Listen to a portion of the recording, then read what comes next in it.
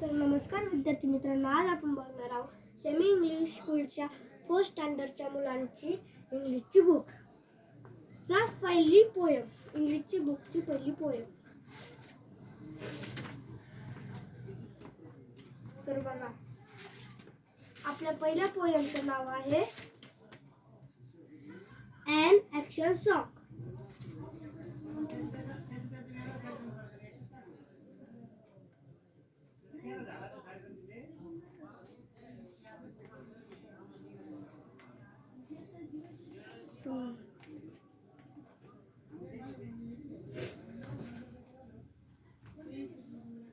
पहिले काय आहे बघू.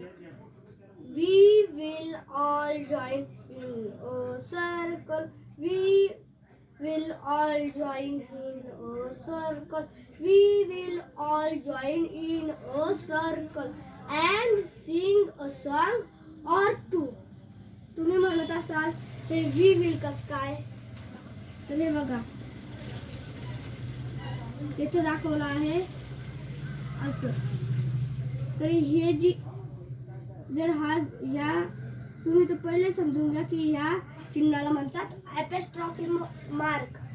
आणि हा सिम्बॉल तेव्हा वापरला जातो जेव्हा एखादा शब्द अधुरा सोडायचा असेल. हे बघा, विलच्या शेवटीला आपण WILL येतं, वी विल. बघितलं?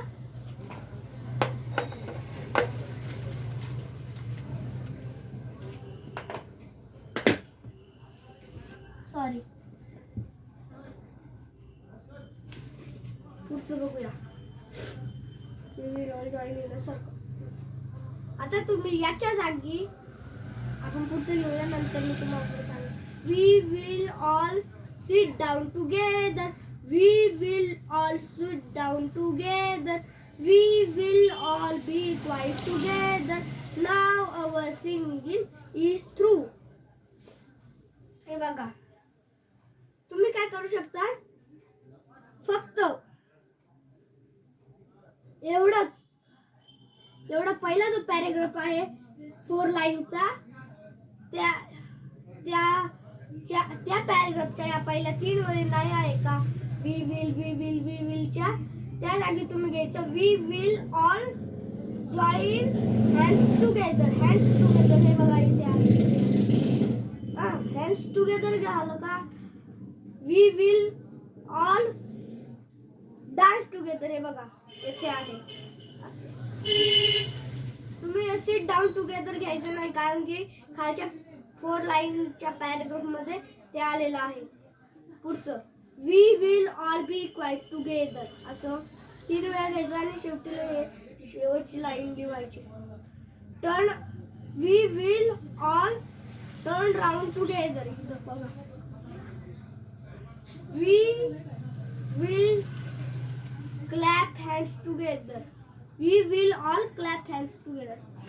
काय आहे पहिले, we will all join in a circle म्हणजे जोड्याने एक सर्कल तयार करा. त्या सर्कल नंतर खाली बसा, सिट डाऊन टुगेदर. त्यानंतर जॉईन हँड्स टुगेदर, हात पकडा, नाचा. सिट डाऊन टुगेदर म्हणजे खाली बसा. बी क्वाइट टुगेदर म्हणजे शांत बसा. टर्न राऊंड टुगेदर म्हणजे गोल फिरा. क्लॅप हँड्स टुगेदर म्हणजे टाळ्या वाजवा. असं तुम्ही, आणि हे लिहिल्यानंतर हा शेवटचा जो 4 लाईनचा पॅरेग्राफ आहे तो तुम्ही मला लिहून पाठवा. धन्यवाद.